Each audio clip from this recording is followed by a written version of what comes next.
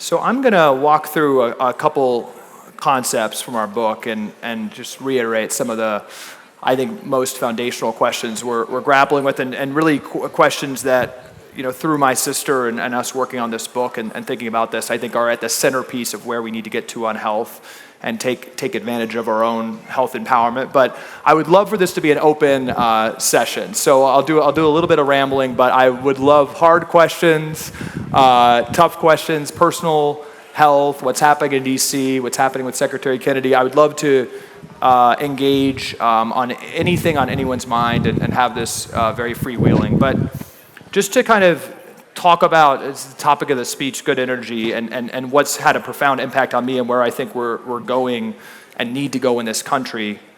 I'll walk through the book, and it's something I talked about earlier today, but the book starts with my sister at the end of medical school choosing between the 42 specialties, and I think that is such a core concept that when you go into a hospital, you are being divided into 42 parts, and then subdivided after that into another 82 parts. And the average American sees over 20 of those specialists. And just this idea and how ingrained it is in the medical system that your skin is a different organ for the dermatologist, that your brain is for the neurologist, the brain surgeons, that your mental health is for the psychiatrist, that your hormone disorders are for the endocrinologist, that your heart issues are for the cardiologist. This concept of siloing is deeply embedded into the healthcare system, and it's really by design. The actual guiding health document that we exist under today is called the Flexner Report, and this is from 1909. And it is the guiding law for health education today. So 1909, and the person who wrote that report was a lawyer for John D. Rockefeller. And John D. Rockefeller found that with his oil byproducts, he could actually use some of the petroleum derivatives to create pharmaceutical products.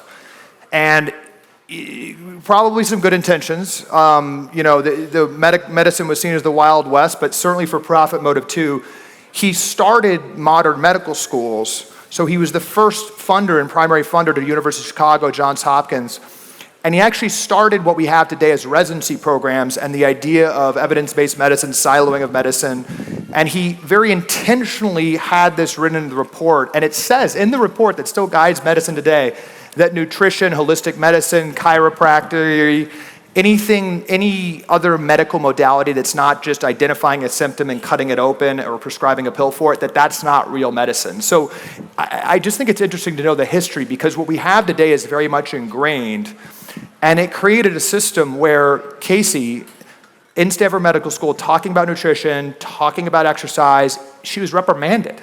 Doctors are reprimanded. She was belittled. It's seen as this less than thing to talk about diet or exercise. She was literally told by somebody, you didn't go to nutrition school. So that type of culture that exists today is very much embedded in the medical system. And the other interesting dynamic is back before World War II, nearly 100% of healthcare costs were acute conditions. So a lot of the great medical miracles are advanced surgical procedures that saved our lives, right?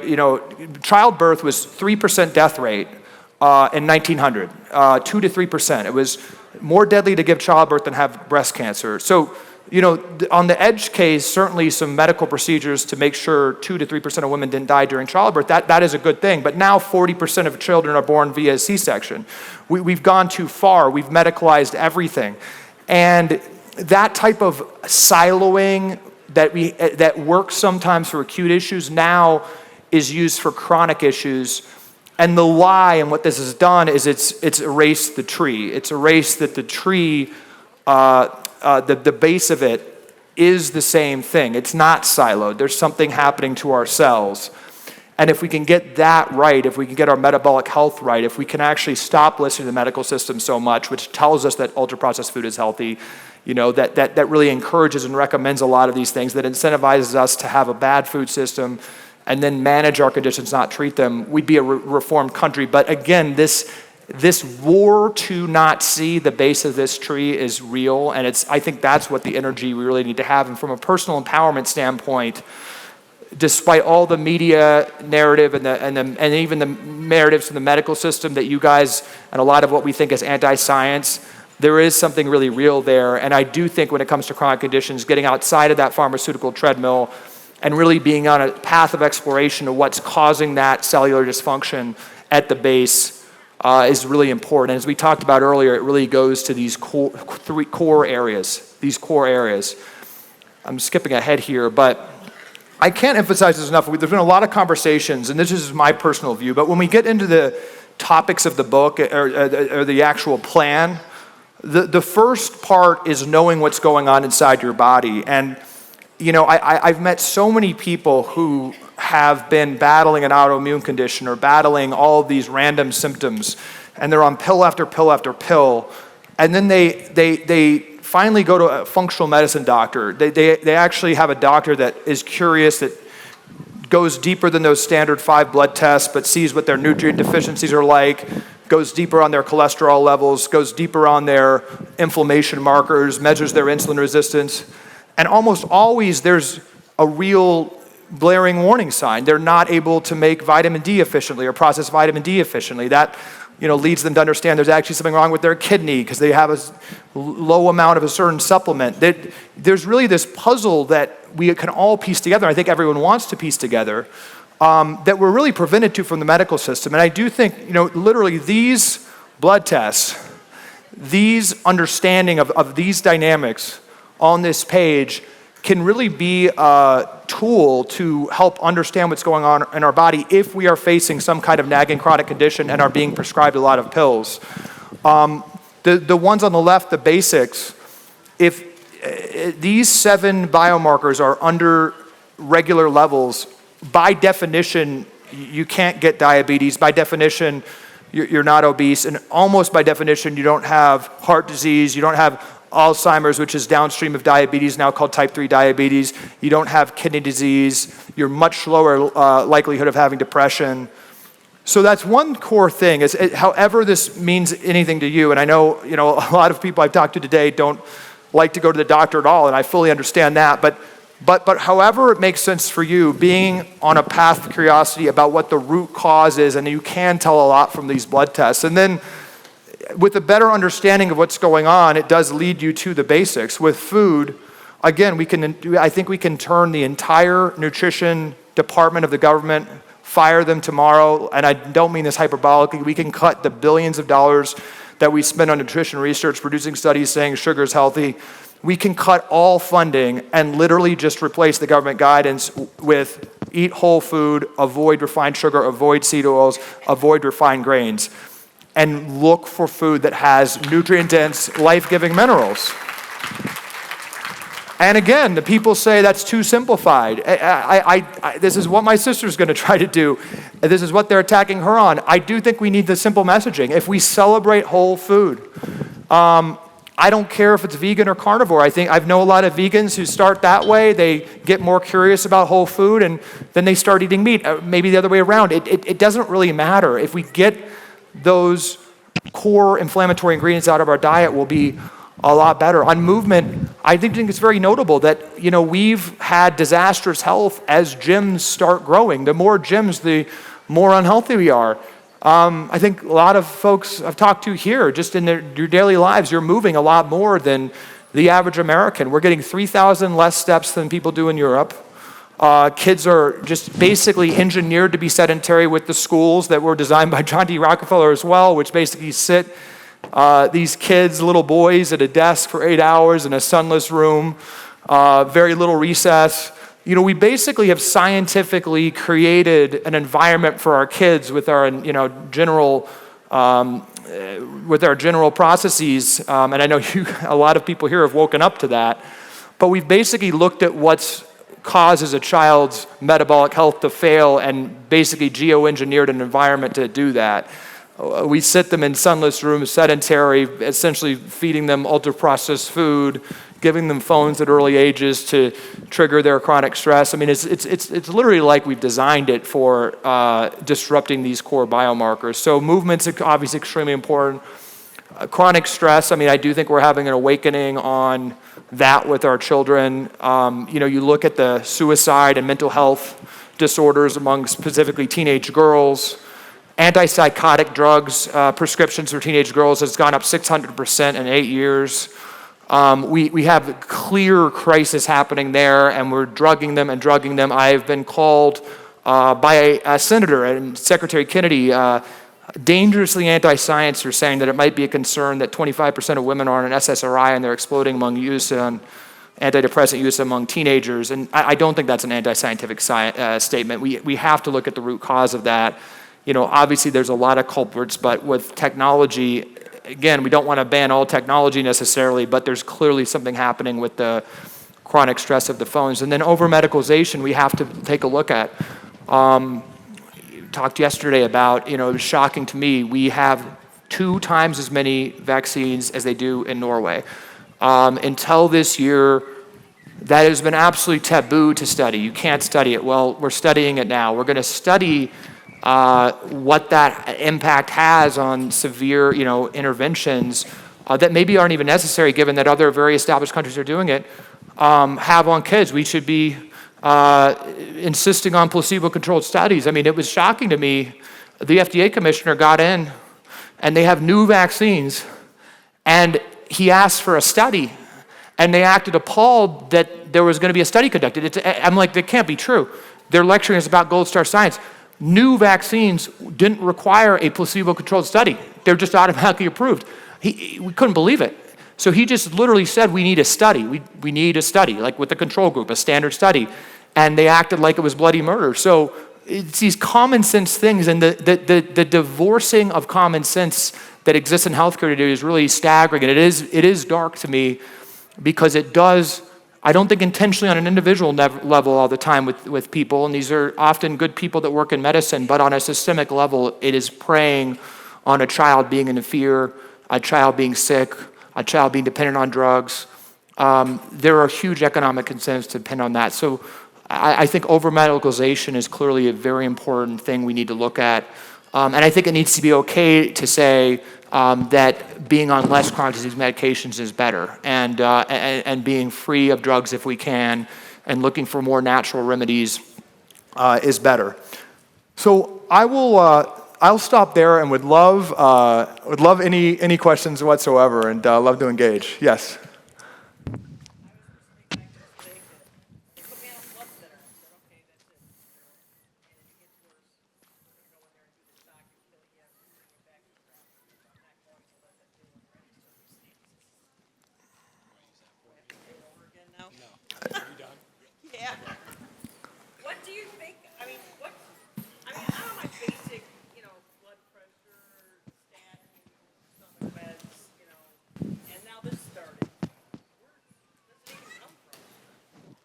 So you're have AFib and been put on some pills, and they're like, oh, just go along. And then the question is, where does it come from, or? Yeah, well, like why?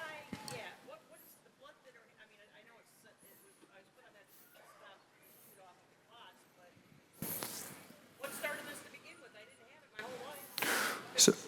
So what's being described here is something that happens a lot where. I'll just give another example that I think is analogous. My dad had a heart procedure recently, and he had, because of an issue he had, they said don't use a certain catheter, and there was clear instructions, and the medical team didn't read that and put something in that ended up causing an infection, and there was a warning about that. So he gets home. He goes into epileptic shock. I mean, almost died. My sister had to carry him to the car, drive him back to the hospital. I mean, it was very scary. And he was in the hospital then for 3 weeks. He had IVs with the antibiotics. It was a ton of actual work after that. And that, of course, the bill for that, which insurance, and the government paid, was $2 million. And it really represents what I think happens all the time right now in medicine, where there's zero awareness or thinking and action incentive to do more interventions that then lead to a cascading issues, because every single medication has other side effects. And then there's a shocking dearth of responsibility for those side effects. Another one is SSRIs, antidepressants, often cause weight gain. And now at psychiatrists, they're prescribing Ozempic with the weight loss pill with the SSRIs just right off the bat, because they're like, this is going to make you gain weight, so here's the weight loss drug. But the weight loss drug has a black box warning that it increases depression and suicidal ideation, so you need to up the SSRI. And it just, nobody understands. So that's why I say many of us are on the path of these drugs, and we should certainly be careful if we're being put on the path. But all of these drugs have other side effects, and then you need more drugs. That's why there's 4.9 billion prescriptions a year. So obviously everyone's case is unique. My high-level goal, and I think what we're trying to do in the country, is all to just tell you directly, the medical system is not there for you.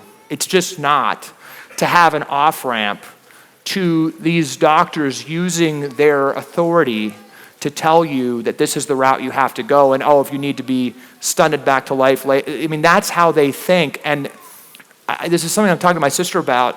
I think we need to be honest. They're not there for you right now. And I just know that, seeing a functional medicine doctor, if you're able, understand. Really.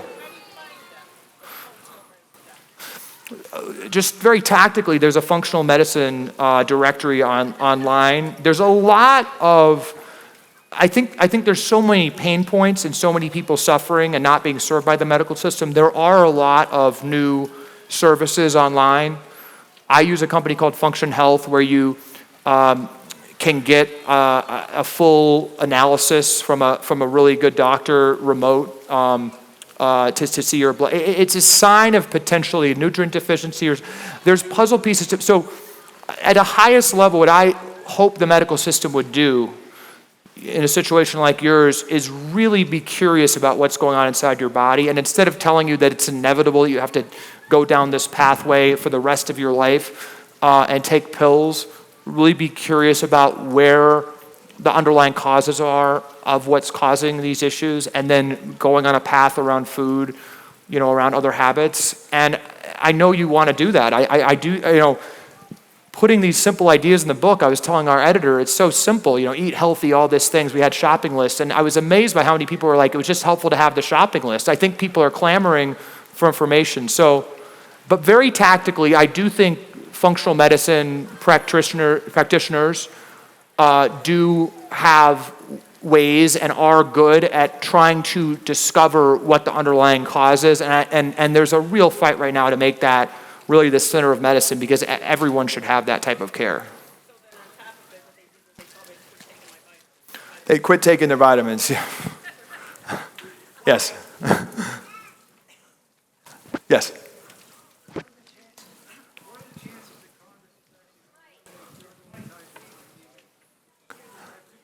Yes. Drug advertisements.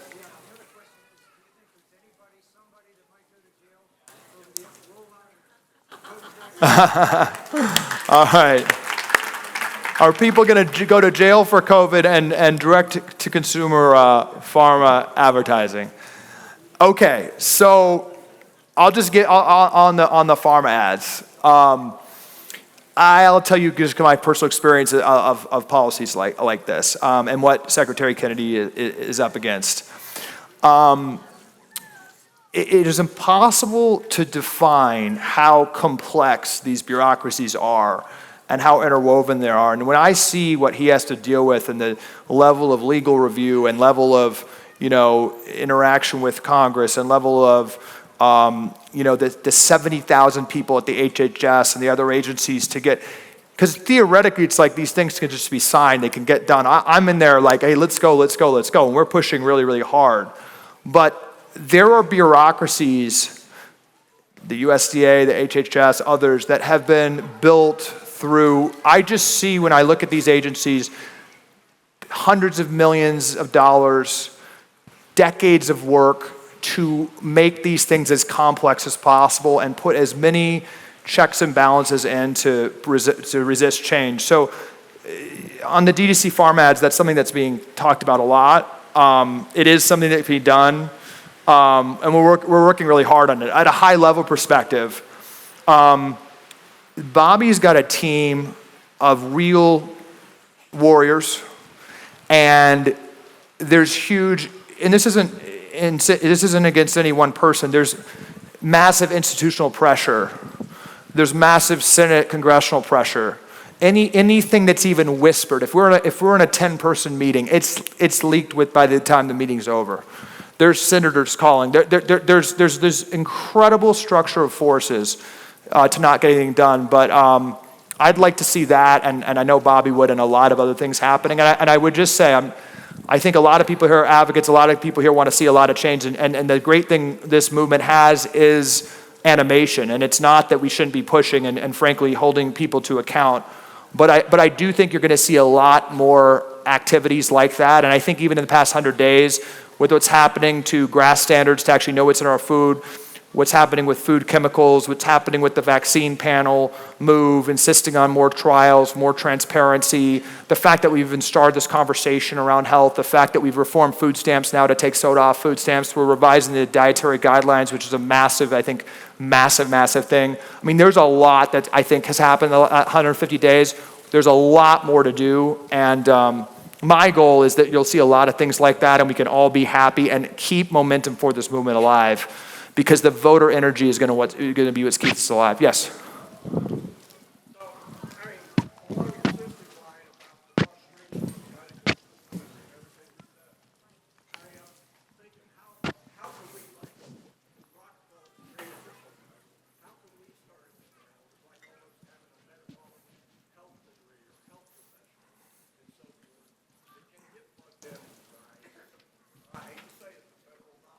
Yeah.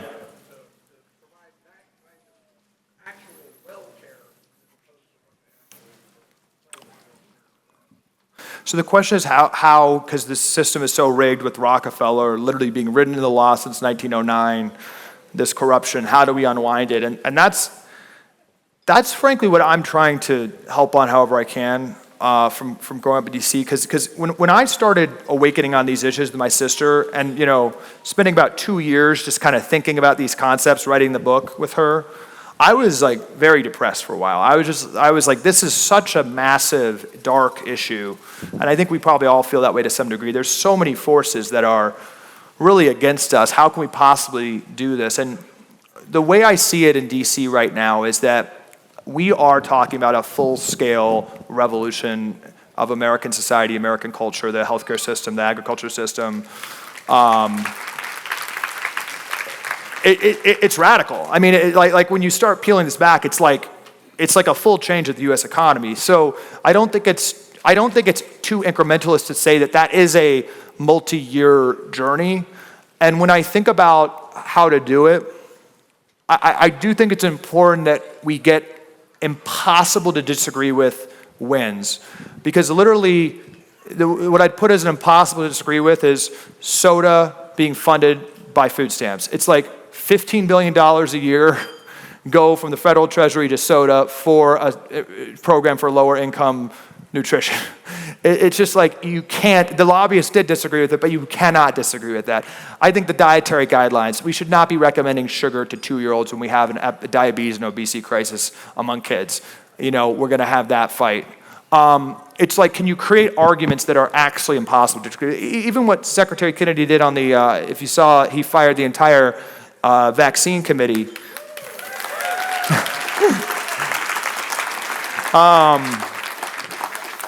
I love that, and I think it fits in that because the media and the medical community cries bloody murder, and then you look at who was on the committee, they're all taking money from pharma. It's crazy. You look at the videos of them deliberating, this isn't done in Europe, we don't have any research on this, okay, vote it up. It's just like, it's indefensible. It's indefensible. So we're trying, in my head, to piece together as many micro things that are very important that keep making the case. And I'll be honest, I think we're trying actually to win the argument that we shouldn't trust the medical system. I mean, people say that it's like a bad thing. We shouldn't trust the medical system.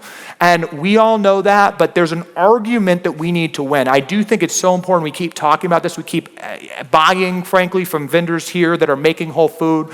We start just voting with our wallets, talking about this revolution health, because if we can win this argument, and we're not there, I don't think we're there at full 50% of the country plus that understands this deeply. We got to win that argument. And then I just think if we have many of those steps, in 10 years, if that momentum holds, we'll be in a totally different trajectory. We'll be in a totally different trajectory.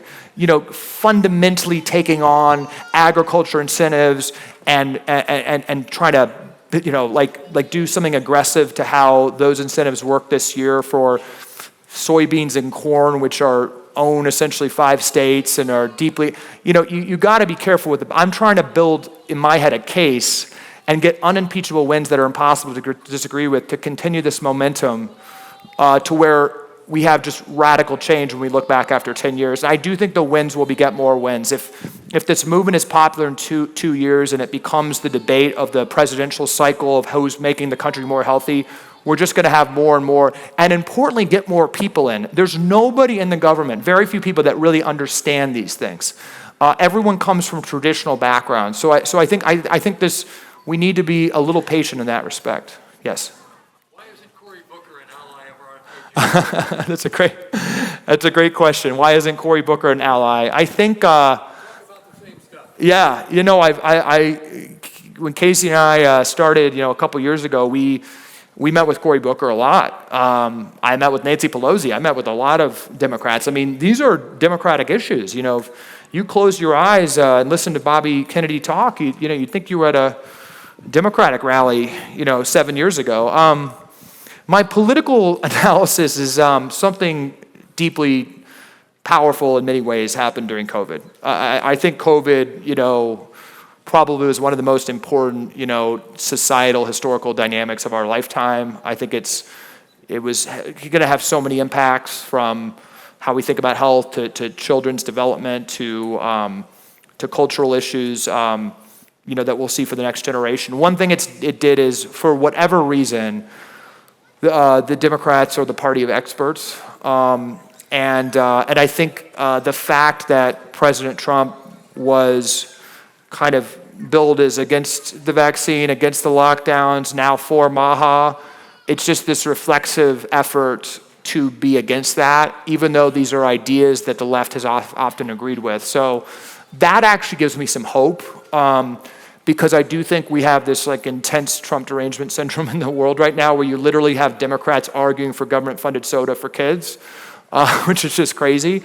But what gives me hope is I think the issues are so right. We're so right on this, and they are not purely ideological issues that I think, I hope people like Cory Booker turn around. People like Bernie Sanders, who lectured Bobby Kennedy at the confirmation hearings for taking on pharma companies. It was just wild. I think if we continue to win and continue to make the argument in the right way, and even though the media is saying we're all anti-science and crazy, if Americans can see that energy, that we're doing the right thing, that we're doing common sense things, and more people say, that makes a lot of sense and come on board, it changes politics. I can't emphasize enough how voters still do drive politics. What voters care about does drive the culture. I just cannot emphasize that enough. If there's enough voter energy behind an issue, things do get done.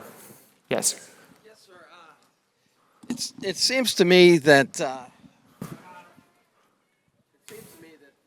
industry has been cornered so that you can't do the peer-reviewed studies. If they want to smash them, they smash them.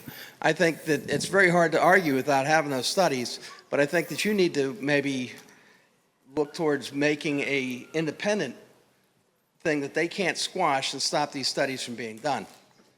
Because if you don't have that science behind you, then you're just arguing against the establishment. But if you can make them do the studies that they've been squashing and preventing, then we would be able to, kind of get on a more even playing field. Yeah, how can we have the real research? This is, I think, something that's extremely important to understand. We talked about it a bit, but I'll just reiterate it. I've been very cynical coming in, but in the past 3 months, the cynicism that I have towards how scientific research is used to weaponize and achieve a corporate aim is just, it's breathtaking. It is absolutely breathtaking. Scientific documents when it comes to recommendations for what we should eat or what we should put in our bodies with drugs should be seen as nothing more than public relations documents for industries that profit from us being sick. The cynicism of what science is used for, and it gets to the point where there is significant pressure, and this is one of the darkest things I've seen the past 3 months, is that, policy, lobbyists make sense. I mean, there's a lot of stakeholders. We're talking about a large part of the U.S. economy. Large industries that employ 30 million people should have some route to make their voice be heard. I get that when we're talking about policy. But they lobby aggressively on transparency. They lobby aggressively to not do a study, on what's in our food, on food chemicals, on drugs that we're taking, that kids are taking. So what we have, and I think a huge part of the strategy in the next 4 years is Jay Bhattacharya at the NIH. The NIH is $50 billion of money. It's the largest research budget in the world. It actually, where that money goes actually incentivizes how other privately funded research is done. Up until now, about 95% of that money is on pharmaceutical R&D. It's essentially outsourced money for the pharmaceutical industry.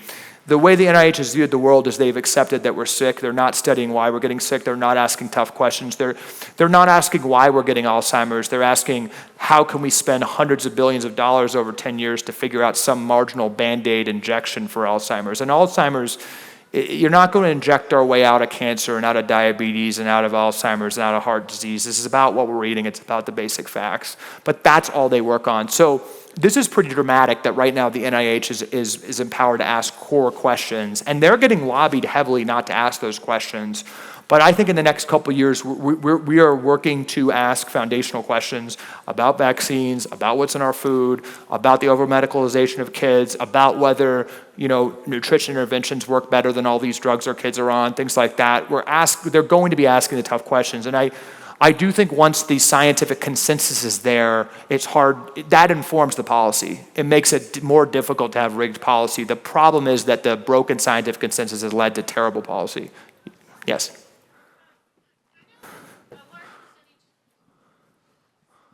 I know a large percentage of our medications come from China, and China is not exactly our friend.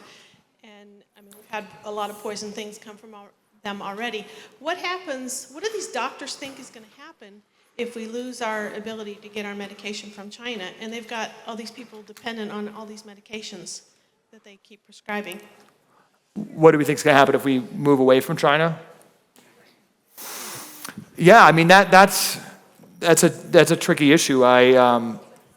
I think that by some numbers I've said, and this is probably slanted from the lobbyists who are trying to get what they want, but if we took away the China supply chain, we would be out of core drugs in 2 weeks. My whole theory on just drugs in general is that the problem isn't even the drug itself, it's just the greed of these companies, and it's not that a drug like Ozempic or a statin exists, and it is about freedom, and it's not about banning them. It's that the NIH has done research saying these drugs are the cure-all for everything and should be the first-line defense, and now the American Academy of Pediatrics says that Ozempic should be the first-line defense for an obese 12-year-old. So the research is wrong, and then that research and the FDA approval then go into how we pay for things. So I was speaking with folks who are involved with hospitals here and in healthcare. The only option often is to go on that drug path, that medicalization path. So there's, to me, the problem is that the drugs, the standard of care, that they're recommended as the first line defense, that you have to take this shot, you have to take this pill, and then that's where all the money's going.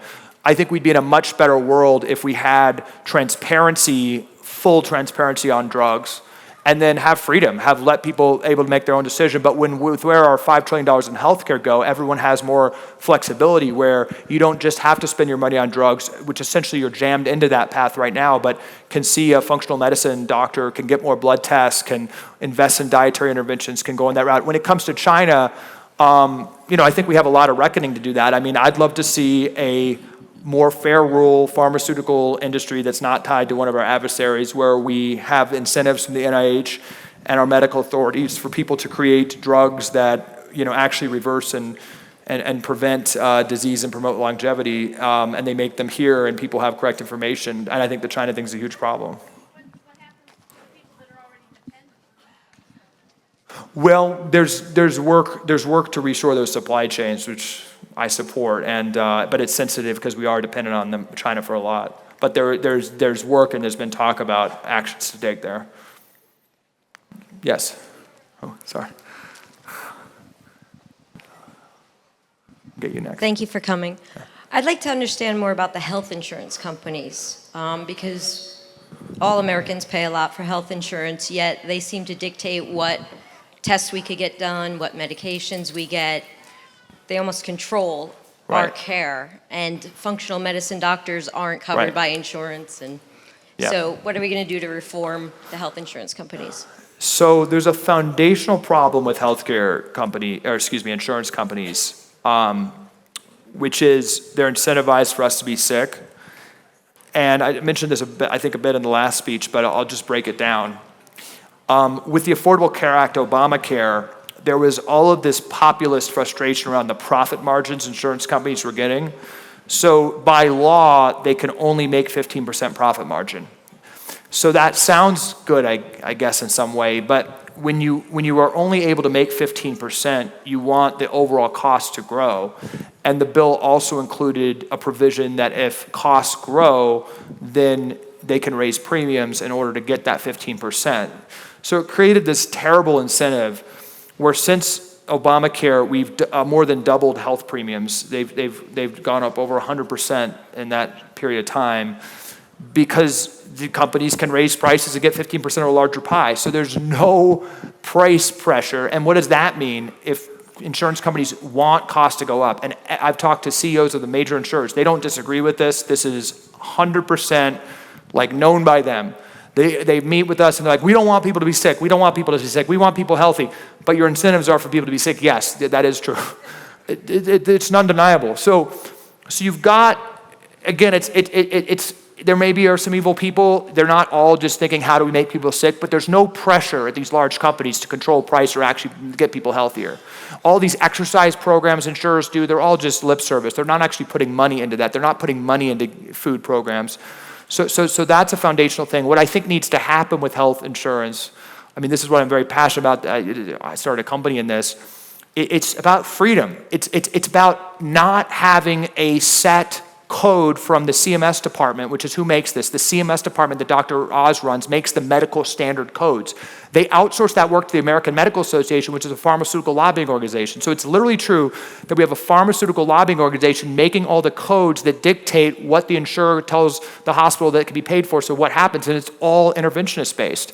If we just got rid of that, had people in control of their own money with HSA type dollars, where you can have your own money, you can work with a doctor or a functional medicine doctor, pay them, have a market for paying who you want. Some people would go get their drugs, go to regular doctors. A lot more people would be looking for other routes. You can use that money on drugs or food or exercise or supplements that your doctor recommends. We need to open up a marketplace where people have more control over what they spend and have more competition. Because I know many people here, if they were incentivized and able to with their health insurance, would be seeking out different tools and different, more holistic remedies, and that's a good thing, yeah.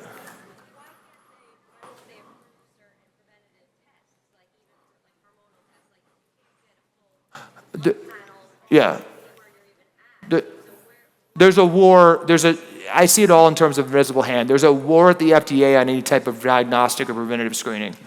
The FDA to this day says that you should get preventative cancer screenings.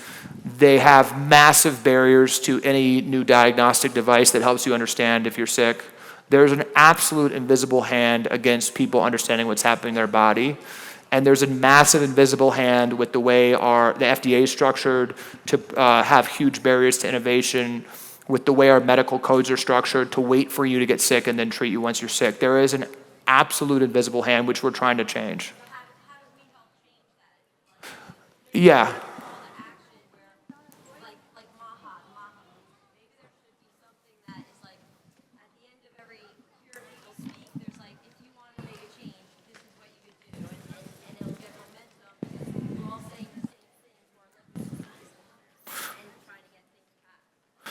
I should have a better call to action, and I'll make one right now. I have a group where I'm trying to marshal actually that exact thing, and we've been very successful, kind of a group closely aligned with Bobby, the White House team, to push state bills, which are much easier to pass. So it's endchronicdisease.org. You can sign up there.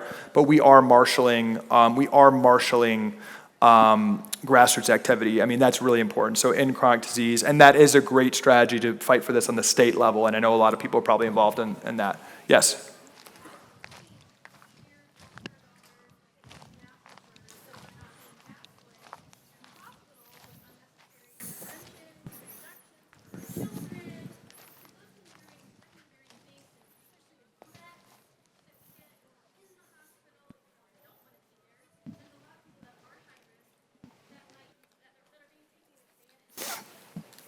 Yeah.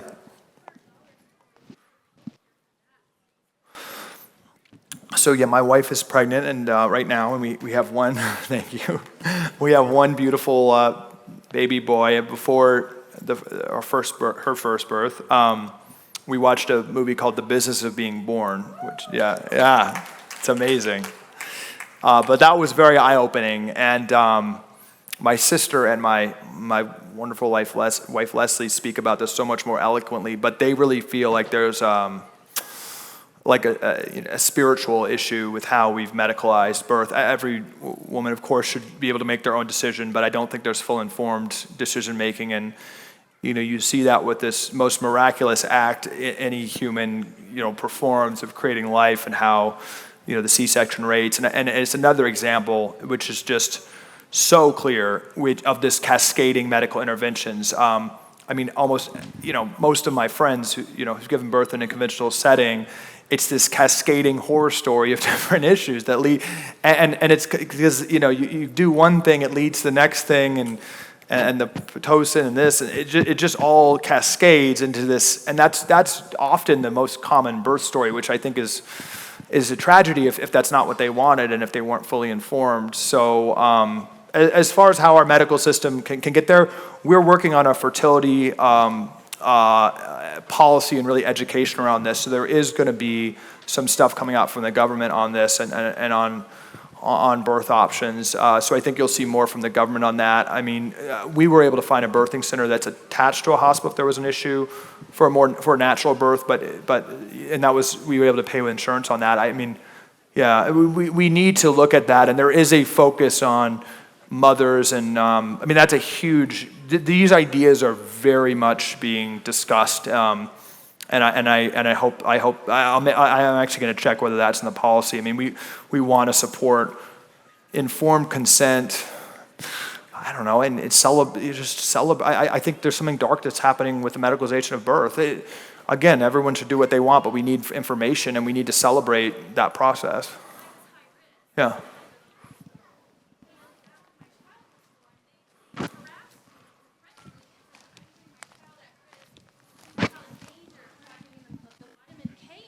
Right. I mean, it was like ridiculous. Yeah, it's the Hep B right away. It's crazy.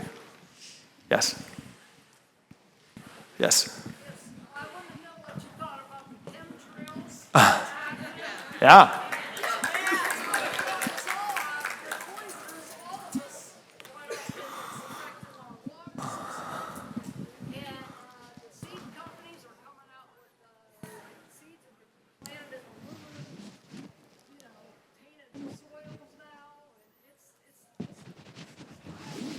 I think it's a very serious issue. The Secretary of Transportation, I'm very close with his wife. His name's Sean Duffy. His wife's Rachel Campos Duffy, who hosts Fox and Friends on the weekend, and she's covered this issue a lot.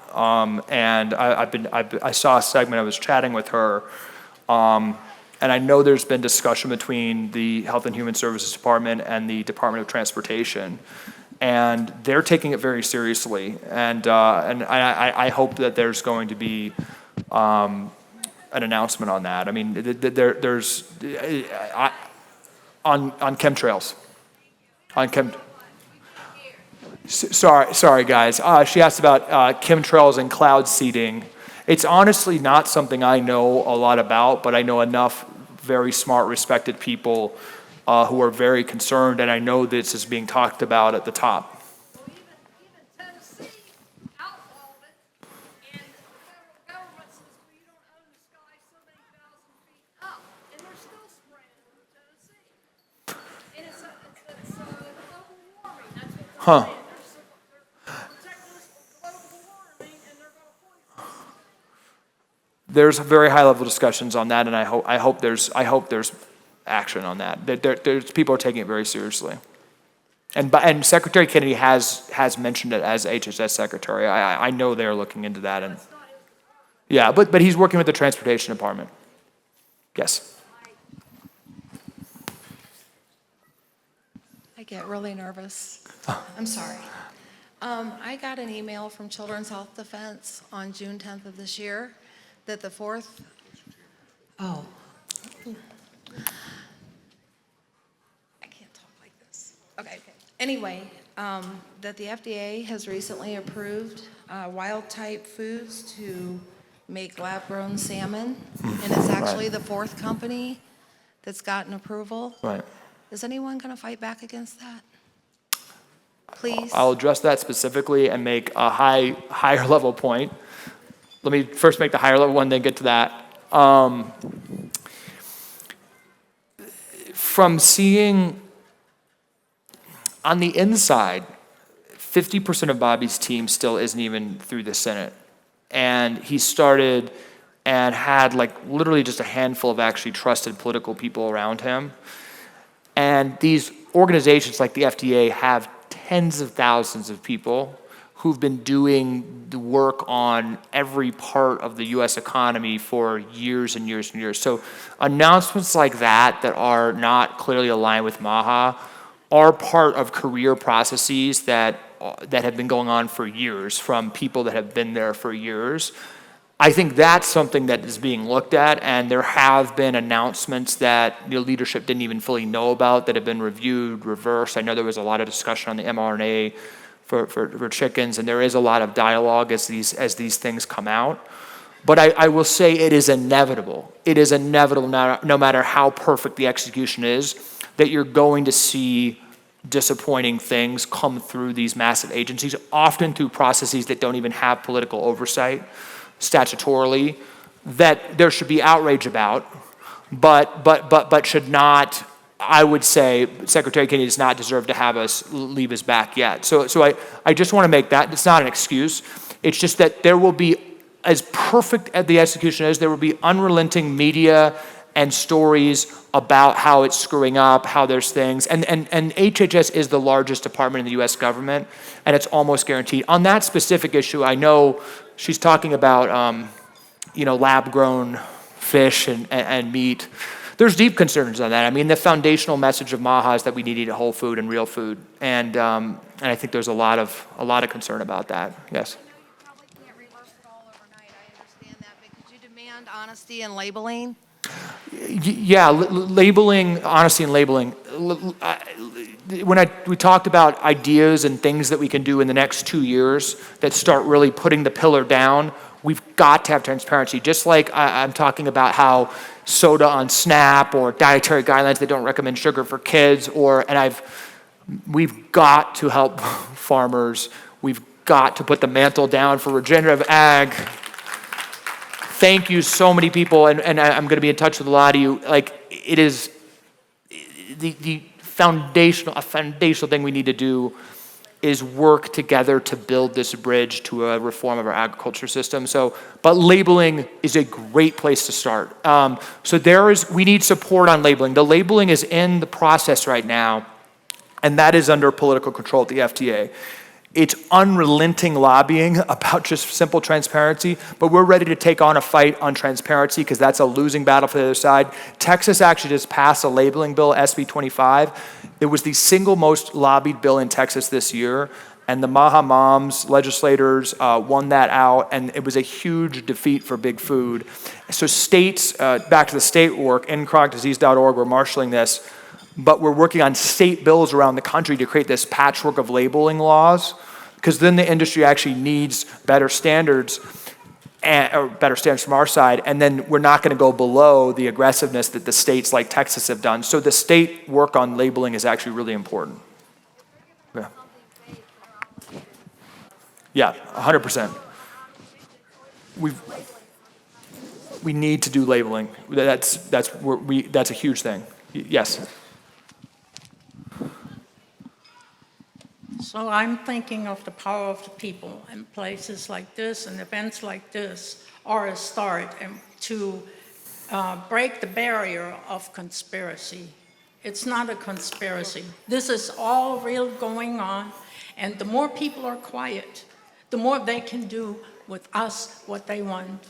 And we need to move forward. When we all leave out of here, we need to speak up. We need to talk to our neighbors. We need to give that information we just get here to other people. And also, it's all the Western world. It's not just here in Pennsylvania or in Kentucky or whatever. It's all what is under the Western world, what they have put under their power and infiltrated systems. And it is up to our power to follow these things and know what is not good for us and not comply with these things.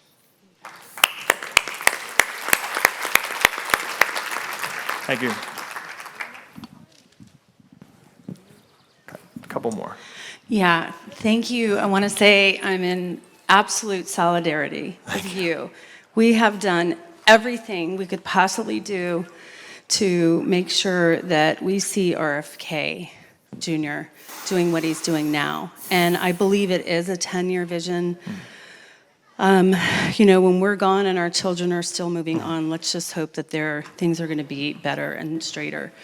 But I wanted to say, as a single mom with a belly that I'm trying to figure out, and I've gone to functional medicine doctors and integrative medicine doctors and found out how you can easily waste your time and money, and it's just really a difficult journey, but it is a learning journey. And I wanted to sort of tag on to what this woman just said and the mother back there, and I want to say that it's almost like, not that mothers are the supreme, but everyone was born from a mother with the help of a dad.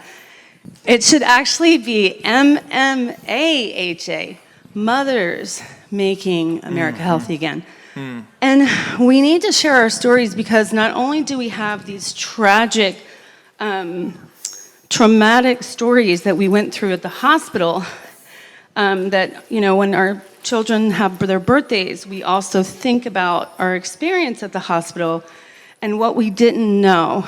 And that's the thing, is we're doing the best with what we know. We didn't know. And also growing up as girls who were told to be put on birth control, and the things that we just didn't know, and how we're suffering as moms today and our families, and we're seeing the hospitals kill our aunt and kill our families and our mothers who just aren't catching on, that are now, are dying because of all the things that the medical doctors did.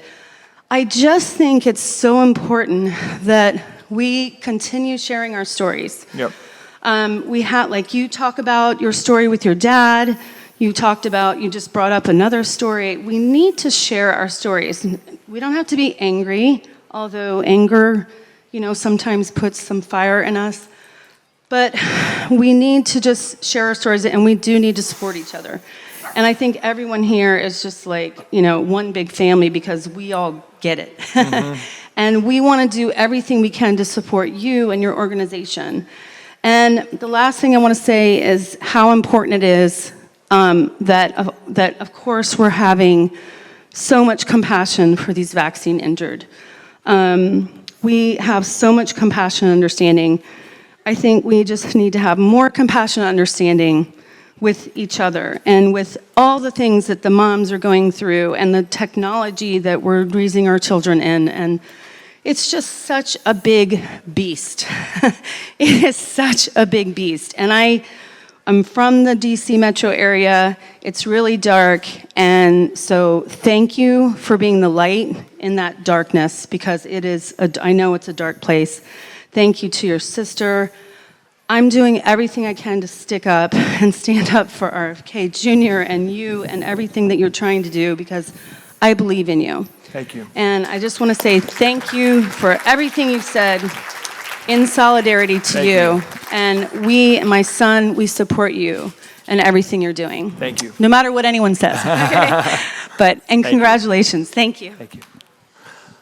And it was a great message on the call to action. I should have done this, but this is just a group. Some close allies have started, and we're working with Dell, and we're working with just the whole Maha network, just volunteer, to channel the state action, medical freedom bills, the food dye bills, labeling bills. It is actually extraordinary what's happening in the states, and it's really giving Secretary Kennedy a lot of leverage as the state action happens. So that is a call to action, endchronicdisease.org. And you giving that testimony to, your state lawmakers, I mean, it's actually really, really like working really well. Like calling, this is what we're trying to do, but like calling state lawmakers when they're channeled to specific actions, it really makes a big difference. And we are trying to marshal that. Okay, one more question. Who's got a, yes. Okay.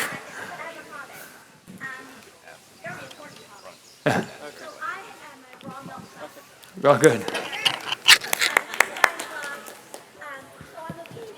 I really want to say that I appreciate that you now say refined sugar and not just sugar.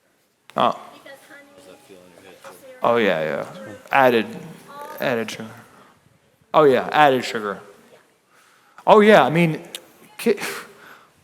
my hypothesis is if you put whole food, milk, fruit, vegetables, steak in front of a kid, they can eat as much as they want and mostly be healthy.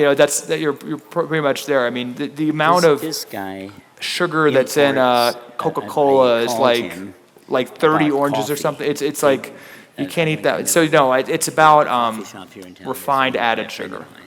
Yeah. Okay, one more quick one, and then I gotta go. Yes.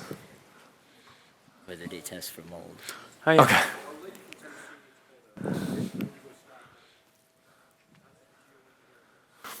Okay.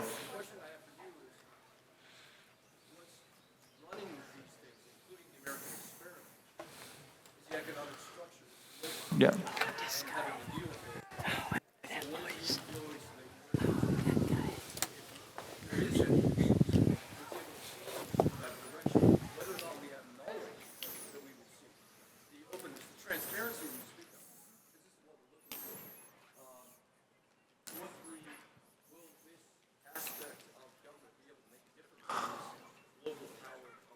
Yeah. How does this movement impact global power? I see it visually with my small vantage point, at the White House. How does that global power manifest itself? It manifests, with meetings from CEOs, meetings from groups, calls from senators who are being influenced. All areas of the U.S. economy, like I see it visually, descend to make their case.